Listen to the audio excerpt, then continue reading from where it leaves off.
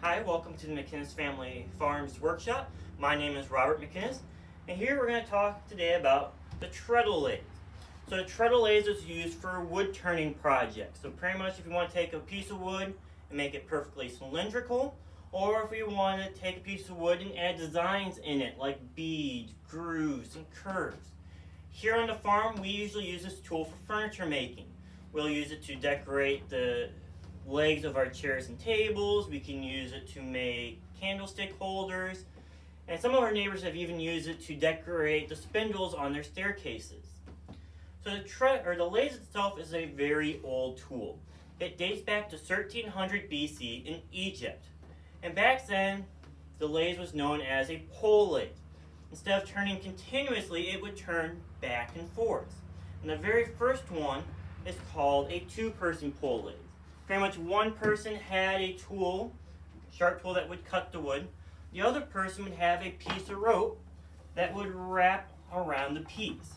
Pretty much when they pulled on the rope one way, the wood would turn one direction. When they pulled on the other direction, it would spin back in the opposite direction. So the problem with this version of the lathe is that you needed two people to actually work it. And you couldn't always guarantee you would have a second person. So the lathe moved around the Mediterranean to places like Assyria and the Greece, and eventually the Romans got a hold of it. When the Romans got a hold of it, they added an improvement that got rid of the second person. Pretty much they took a sapling and they bent it over. They tied one end of the rope to the sapling and had the other end of the rope in their hand. And then when they pulled one direction, it would spin, and then the sapling will pull it back up in the opposite direction. And eventually they replaced it with a wooden bow that would attach to the lathe itself or to the ceiling of the workshop. And this was the invention of the bow lathe. So it was very popular and it worked very well. However, the downside was, now that you only have one hand to use your cutting tool with, it wasn't very stable. Because when you're on here, it can move freely and you couldn't get quite as much detail as you would want in it. So eventually it moved into the Middle East. And when it got to the Middle East, they added a pedal to the lathe. So pretty much instead of using your hand, you'd push down on the pedal, it would pull it in one direction, then the bow would bring it back. And that was the invention of the spring pole lathe. And this lathe design was very popular, and it's still used today in some of the farms around in the area. However, the treadle lathe itself was designed by Leonardo da Vinci in 1480. However, the way that da Vinci was, he never actually made it, and the idea wasn't very practical at the time. However, a few hundred years have passed, and then people started playing the ideas of adding flywheels to the lathe. So the original ones with flywheels, you needed a second person to spin your flywheel, or you have to rig it up to use a horse to spin it. And these lathes were just very big and bulky. So eventually they took the flywheel and they added it to the idea of a spring pole lathe and got our current treadle lathe right here. So we got a few parts on here. We have our flywheels, we got a small one and a big one, connected by a leather belt. If we move down, this end is called the headstock, which bites into our working piece at one end. At the other end, we have the tailstock, which is a pin that locks in the other way. It's going to help keep it centered and make sure it's going to be actually cylindrical when you're working. We have the tool rest, which the cutting tool actually rests on as you're cutting into your working piece. Then, of course, we have the treadle lathe down here, or the treadle pedal, that would actually spin our lathe for us. So other than the lathe itself, the other thing that we need are our cutting tools. So our tools we can classify in pretty much four main groups. We have our gouges, which is a cutting tool with a curve to it. We have our chisels, which are flat. We have our scrapers, which are rounded at the front. And then we have our parting tool. So when we actually go to use the lathe, we'll take our working piece and we will first find out where the center is on both sides so we know where to put our headstock and our tailstock at. So we'll put it on, make sure everything's in place, and tap it in place with our mallet over here. After it's all in place, we'll first start with our gouge that we call a roughing gouge. This is our biggest gouge. So we'll take our foot and we'll press down on a treadle pedal. Sometimes this one you have to help it along to get started. And you're going to get it up to speed. Now if you have never used a tool with a treadle pedal before, this can be very exhausting. You have to build the leg muscles and the stamina to actually use this tool. After you get the stamina on the leg muscles, you then have to develop the coordination to use the cutting tool on the piece and keep pedaling at the same time. So, we're going to take our tool, we have one hand up here, the other hand at the back, keeping it close to our body, help keep it stable, and we're just going to gently move it close and have it start roughing out our piece for us.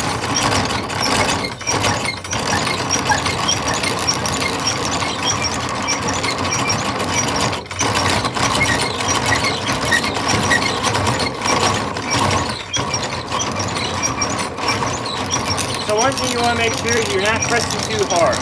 Like any tool, it should do most of the work for you. And it helps to make sure that all your cutting tools are sharp. So after we get it roughed out, we can either start using it to make some beads that we'd use a smaller gouge for to help start some of the detailed work. So it kind of depends on what you want to actually do. Will depend on what tool you will use next. So, show you how we use our chisel. To do that, we're actually going to move our tool rest down our piece. Then with the tool rest, you also want to make sure you get as close to the piece as possible without actually touching. So the chisel is used to plane down the surface to help remove any grooves and bumps and help to make it smooth. And we could also use it to help make some of our beads. So we're going to get this started. We're going to hold the same way. We just go down. And slowly remove any bumps and impurities you might have to help make it smooth.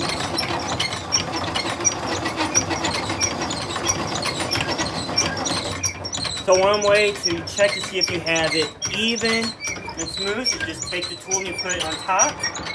If it's just kind of gliding over and not hopping around, you know you have it good.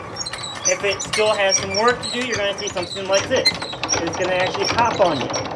So you know you got either a groove somewhere or a piece sticking out that you missed, something that you'll have to go back and fix. So depending on what you want to do, we have different chisels for different sizes. If we want to do something like curves, we can take something like our scraper. So we're going to move our tool rest again. So pretty much if you want to do curves, you just put it up there and we just go back and forth.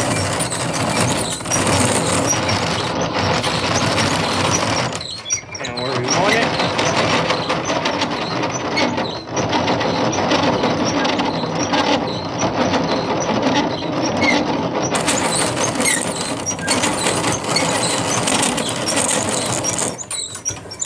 And if you want to do like beads, you have another scraper that has a more of a pointy end.